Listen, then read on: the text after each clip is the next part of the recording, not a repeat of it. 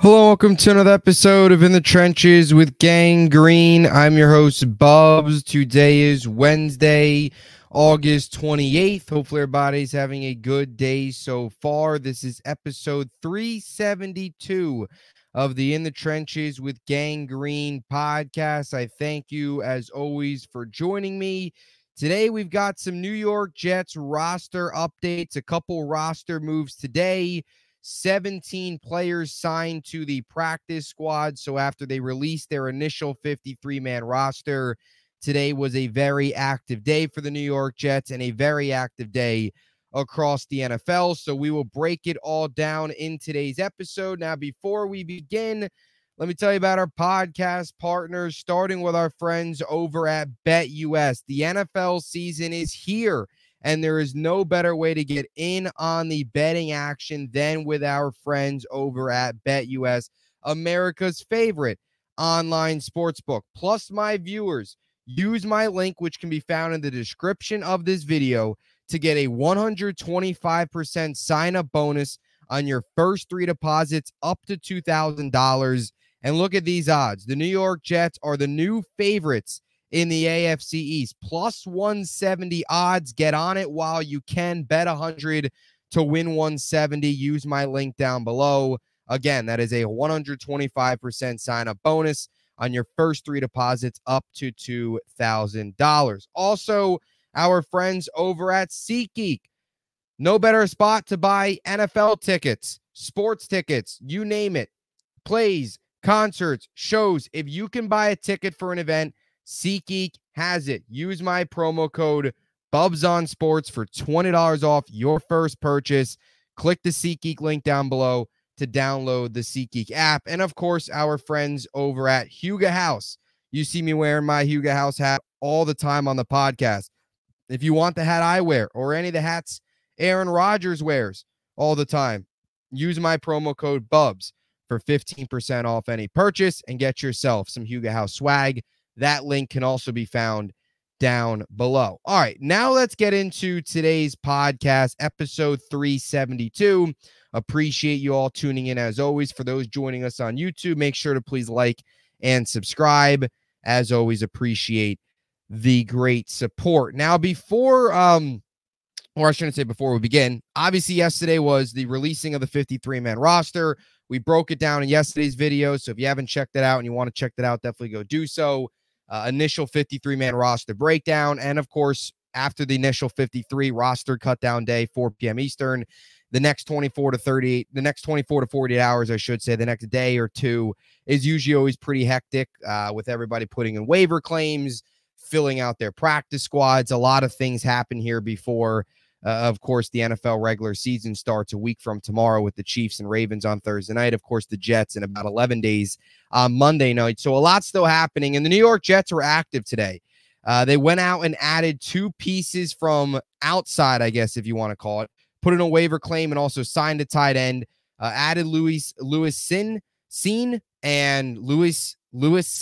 and Brendan Bates are the two acquisitions that the New York Jets made this afternoon. We'll break both of those down. And they also filled out their practice squad. They also released Jason Brownlee. So a ton of moves today. Now, before we break down some of the other stuff, let's start with the two acquisitions that they made today. Lewis Cine being the first one. This is a guy that was a former first-round pick, 32nd overall in 2022 out of Georgia, and was had a very, very good college career. Very strong 3 seasons at Georgia, played really well, was a first-round draft pick, good enough to be selected in the first round. But unfortunately, this is a guy at the safety position that hasn't been able to stay healthy. In 2022, he played just 3 games and then had a major leg injury, unfortunately, and then goes into last year and only plays 7 games. So in 2 seasons played, he has played just 10 games, has had a major leg injury, and has played just 10 snaps and only registered 1 tackle in those 10 snaps, while the others have primarily come in a little bit of a special teams role. So this is a guy that unfortunately hasn't been able to stay healthy, unfortunately hasn't been able to really produce, but not all that's his fault, because even when he is healthy, he really hasn't gotten the snaps. He really hasn't gotten the opportunities. Just 10 snaps, 1 tackle in 2 seasons, 10 total games appeared in. So not exactly a great start to his career, unfortunately, dealing with some of the injuries, but it's kind of a dart throw for the Jets. You know, they get him on a flyer.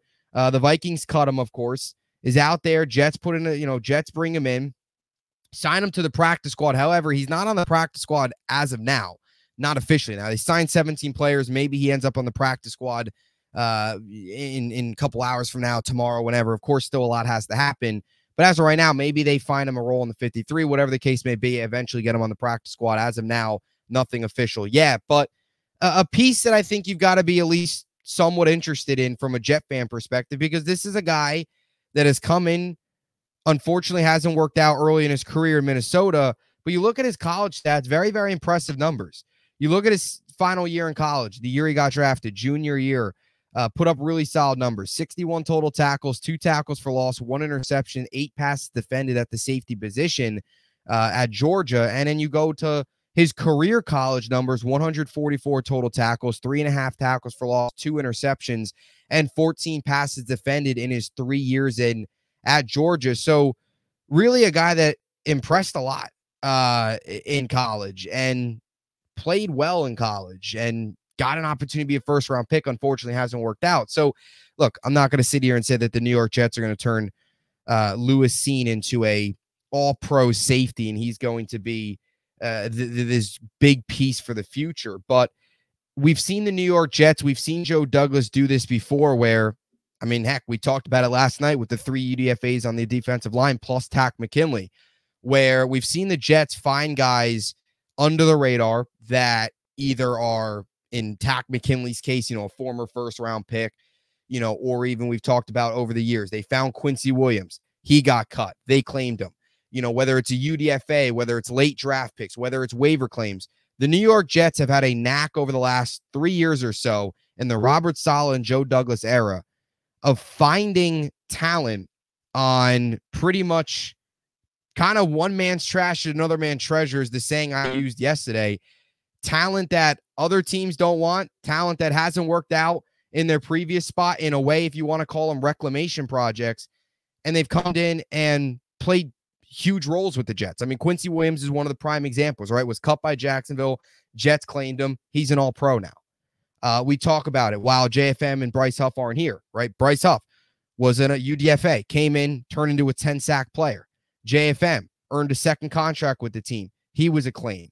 So we've seen this before where the Jets have turned in guys that don't work out in their previous places, come to the Jets, they find some untapped potential in them and turn them into really quality pieces. So we'll see if that's the case, but definitely a move that, hey, it's a former first-round pick. We've seen the Jets do this before. So definitely something to keep your eye on as things move on here with this team. Now I move on here, and it's also more competition too, right? The safety room, you wonder what it's going to look like at times this year, what the future of the safety room really, really is. If Chuck Clark 1-year deal, if he leaves next year, Zay Oliver 1-year contract, Ashton Davis I know is extended, but is he really a starter level? You still would like to see Tony Adams really break out. So there might be a role future-wise for Cine to maybe play a larger role on this team potentially down the road. But that's, of course, way down the road from now. Now, as for the tight end that they brought in, I think this was something that a lot of Jets fans were on board with. They needed to bring in a tight end. Of course, they cut They cut Anthony Fursker, cut Zach Kuntz, but they placed Kenny Yeboah on IR. So a lot of people, including myself, saw them holding on to 3 tight ends, Kenny Yeboah being the third, and your 1-2 punch, of course, of Conklin and Ruckert. But with Yeboah going on IR, we all knew last night, we all knew yesterday afternoon, when they released the 53-man roster, they were not just going to hold on to 2 tight ends. So they bring in a third tight end, and that third tight end is already part of the 53-man roster, and that is Brendan Bates. So the corresponding move to this was releasing Jason Brownlee, which we'll get to more here in a second, the Brownlee aspect of this. But from a Brendan Bates perspective, no surprise, they bring him in. Needed a tight end on the 53-man roster. The New York Jets could not go into week number 1 with just 2 tight ends, because they were 1 tight end injury away from all of a sudden being completely thin at that position with absolutely zero depth. Now, Bates is an interesting piece. I think he's a piece similar to Lewis Seen that maybe the Jets can try and dig into some untapped potential. This is a guy that played 6 seasons at Kentucky, 2018, 2019, 2020, 2021, and 2023. And really just kind of an interesting role in his 6 seasons at college, where was mainly a blocker, was mainly a guy that didn't really run, wasn't really much of a route runner. They really didn't use him really much from a passing game perspective. His first 2 seasons in 2018 and 2019, he didn't even see a target. And then you go through his next 4 years in 2020, 2021, 2022, and 2023. That's when he started to see targets. That's when he started to see a little bit of an uptick in playing time. But this was really a guy that in 6 seasons was more of a blocking tight end, was a good blocker, not much of a pass-catching, route-running tight end, the way Kentucky used him, which big reason why he went undrafted. Bears brought him in as a UDFA in April. But had a really very good preseason and showed some flashes during his time at Kentucky from a pass-catching, receiving standpoint at tight end. Career at Kentucky, 26 receptions, 272 yards, 10.5 yards per reception, and 2 touchdowns. So not numbers that are super, super impressive, especially those laid out across 6 seasons, but numbers that show that at times he showed a little bit of an upside. At times he showed some potential. And really this preseason, he played really, really well. Very good this preseason. Had 6 receptions on 7 targets for 100 yards, 16.7 yards per reception. So a really interesting name to bring in. He's a rookie. He's 24 years old. He will be 25 in October. So is a little bit on the older end because he spent so much time in college. But a guy that it feels like has a little bit more in him than what he's shown. You know, the way Kentucky utilized him was not really so much of what he can be. But when you look at what he was doing with the Bears in the 3 preseason games, 100 yards, 6 catches, he showed some receiving ability. So an interesting name to keep an eye on. Again, another guy that I don't know if this is not going to be Brendan Bates is not going to be the reason the New York Jets win the Super Bowl. But another interesting name, a depth piece, a needed depth piece, right on the 53-man roster. And who knows? Maybe the Jets find some untapped potential in him and he plays a role for this team moving forward as a third tight end, which really isn't anything huge, of course, especially if Conklin and Ruckert stay healthy. But a name to look out for and a name that was needed. They needed another tight end. They could not have rolled into week 1 with just 2 on the roster. So now that brings us to some other notes and in the practice squad. Jason Brownlee was released, which I talked about just a couple of minutes ago. Made the initial 53 yesterday, released him today. I think part of that was to try and get him to, if they released him yesterday, he probably wouldn't have cleared waivers. So releasing him today, maybe he clears waivers and the Jets are able to get him back. But who knows? We'll see. That's something that'll kind of develop over the next 24 hours or so. Kind of surprised they released Brownlee, I'll be honest. And I'm not saying Brownlee's this stud wide receiver, but I think he provides more value than Irv Charles. And I know the Jets value special teams a lot. And I know Irv Charles has impressed as a gunner. I get all that. But I think this team personally needs as much depth as they can at receiver. And to me, Jason Brownlee has more upside and is a better receiver than Irv Charles is. And I think there's a pretty big gap there. I think you can make the case Brandon Smith, who did make the practice squad, is also a better receiver than Irv Charles. So kind of interesting to see. I would like to see Brownlee added back to the 53-man roster, or I apologize, added back to the practice squad at least. But we'll see. You never know. Maybe he gets claimed. We'll see what happens. But kind of surprising. I think it's a little surprising considering he made the roster. I don't think many people saw him getting released. I think if there was a move to be made for the Jets to release somebody to open up a door for Bates at tight end, it would probably have been maybe an Izzy, maybe a Chaz Surratt, maybe an Irv Charles. I don't think many were expecting them to move on from Brownlee, but they did, and we'll see if they can get him back on the practice squad. But if not, that's the end of the Brownlee era in New York. Now, like I talked about earlier, Lewis Cine will be with the Jets. Seems like might be with the Jets 53 because he's not on the 17 practice squad signings. Now, that, of course, could change. If it isn't the case and they do add him to the 53, that could mean more moves are coming. Whether it's moving on from a Chaz Surratt or releasing him, whatever it might be, maybe releasing an Izzy to open up a door for him to come in. We'll see. But that, as of now, of course, more moves still to come. Everything is still very fluid. I'm sure we might have another video similar to this tomorrow afternoon. But now I think it's a good time to break down the 53 or the 17 practice squad. So all 17 players are names that Jets fans have heard of before because all 17 players on the practice squad that have been signed so far all were at training camp this year for the New York Jets.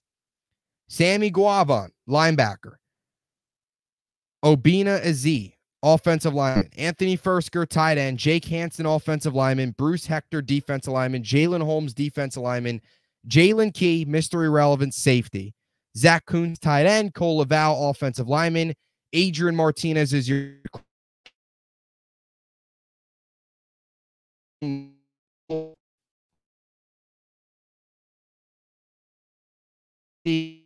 Sheffield corner. Brandon Smith, wide receiver. Trey Swilling, who had a pretty impressive preseason. He sticks on the practice squad as a corner. And Xavier Valade, who was kind of your fifth running back, sticks on the practice squad as a running back, of course. Now, a couple names on this list. Well, one name specifically on this list that has been on the Jets prior, but is no longer with them, and that's Tanzel Smart. Tanzel Smart was not signed to the New York Jets practice squad. So after, I think it's been 4 years straight of him being on the Jets practice squad, 2020, 2021, 2022, and 2023, this year would have been 5 years straight of him being on this team's practice squad. Unfortunately, that's not the case. So Tanzel Smart gets cut, doesn't land on the practice squad, wasn't claimed, so is still out there. We'll see if maybe that is something down the road or something they do in the coming days. Who knows? But Tanzel Smart was a name that usually is on that list, is off of it this time around. So that's something to watch for. And other than that, I think that's pretty much it. Fursker, it's good to see him stick on the practice squad. I think that's a positive. I think he's a guy that will probably be up at some point this year, if I had to guess, as a kind of fullback tight end hybrid. Of course, always good to keep some offensive line depth. Cole Laval, UFL standout. He makes an NFL practice squad, so good for him. Adrian Martinez, of course, wins the battle over Andrew Peasley. Lance McCutcheon, who had a pretty nice camp, doesn't win the 6th or 7th receiver spot, but sticks around the practice squad. Brandon Smith as well sticks around. I don't think that's too surprising, but both guys made some plays in practice. Brandon Smith had a couple nice plays in preseason, a couple nice contested catches, so he sticks around. Jalen Holmes sticks around, who I thought had a pretty strong camp, kind of just a numbers game there when it comes to the edge position with all 3 UDFAs and Takk McKinley making it, or the 2 UDFAs and Watson, McGregor, McKinley making it, and Leonard Taylor in the interior. So, and Mr. Irrelevant as well. Jalen Key was the first Mr. Irrelevant since 2019 to get cut, but he lands on the practice squad. So he sticks around as well. Anyway, that'll do it. Let me know what you think in the comment section down below about the latest New York Jets roster news and the practice squad. We'll have a lot more content coming your way as rosters and all that stuff continue to take shape. More news, more moves and stuff like that will still loom here. But until next time, as always, hope you enjoyed it. And JETS, Jets.